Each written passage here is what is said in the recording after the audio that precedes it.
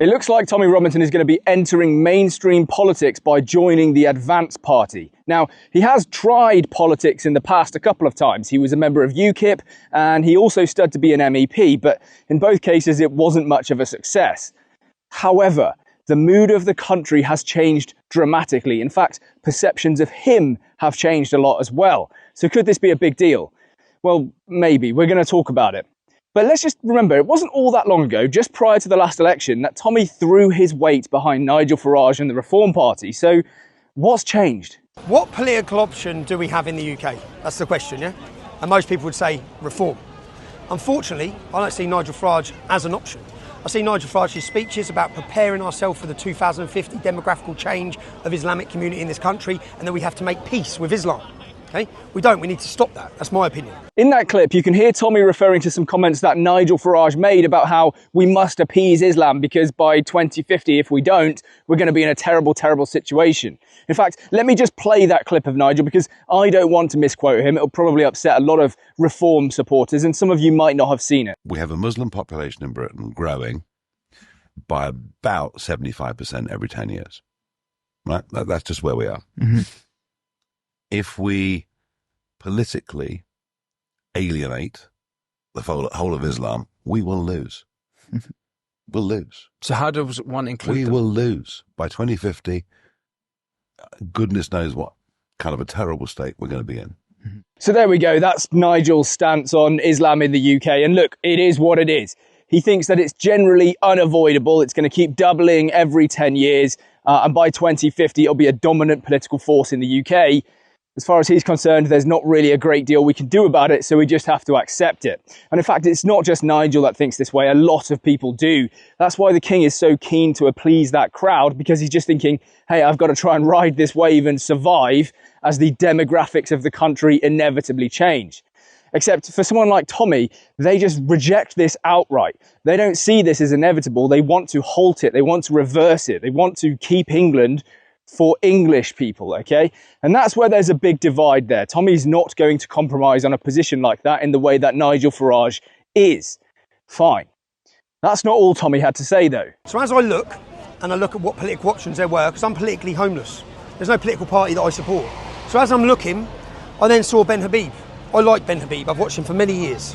I believe he's loyal and principled, and he's continually stood up for democracy and free speech. He stood up for me at times, but then when I sat and looked and I saw Howard Cox, many people stood up for me in Reform. They didn't know me, they didn't personally know me, but they stood up for free speech and stood up for some of the work I've done highlighting Islamic extremist gangs, yeah?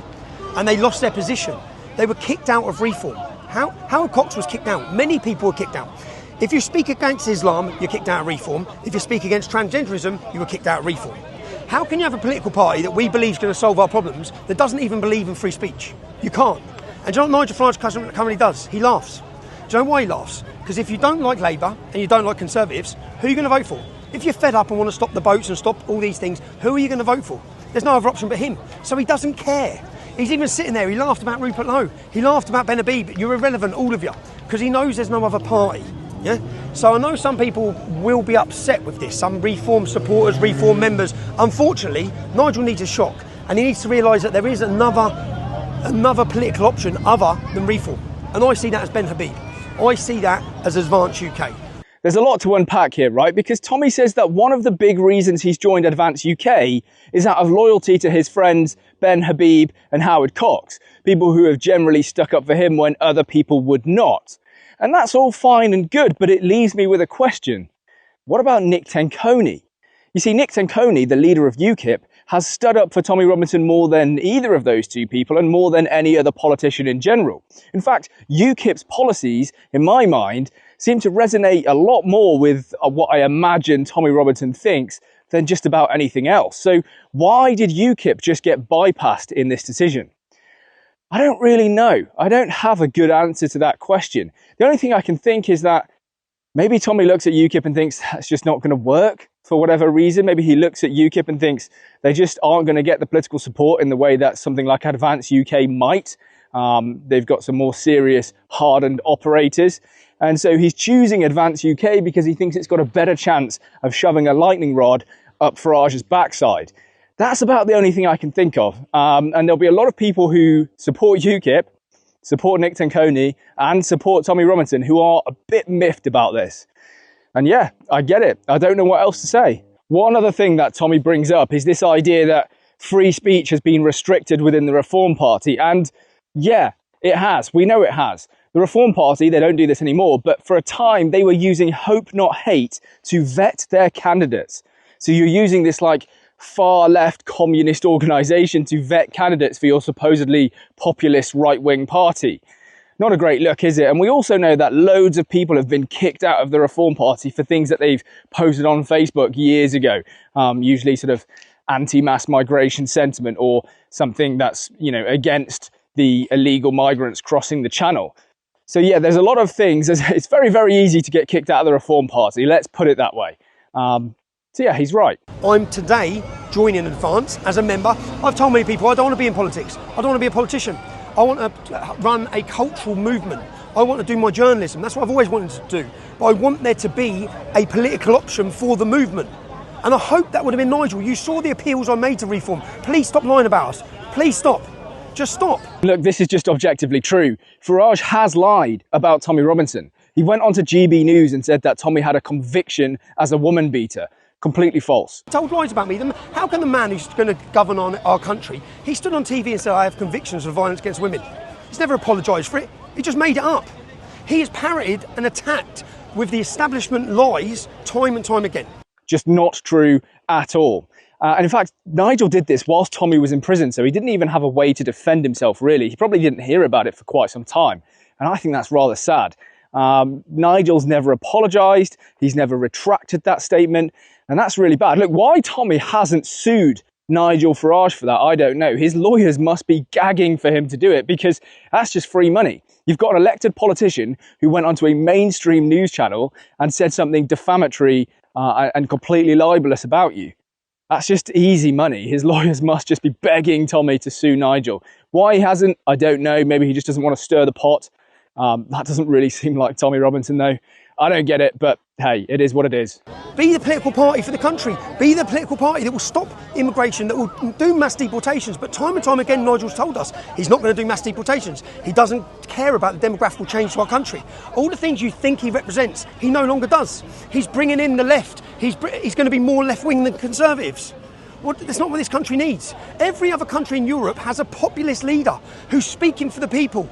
We don't, unfortunately. So I am joining Advance UK. I'd advise you to join Advance UK. Hopefully, if their membership soars, I think our movement of free speech and our movement needs a political home. And I'm sorry, it's not Nigel Farage, it's not Reform. Now, the next thing that Tommy says about Nigel Farage is, I think, the most important part of his entire video. He says that a lot of people are voting for Nigel Farage because they think he's going to do X and Y and Z, even though he's explicitly telling you that he's not going to do that. And that's true, right?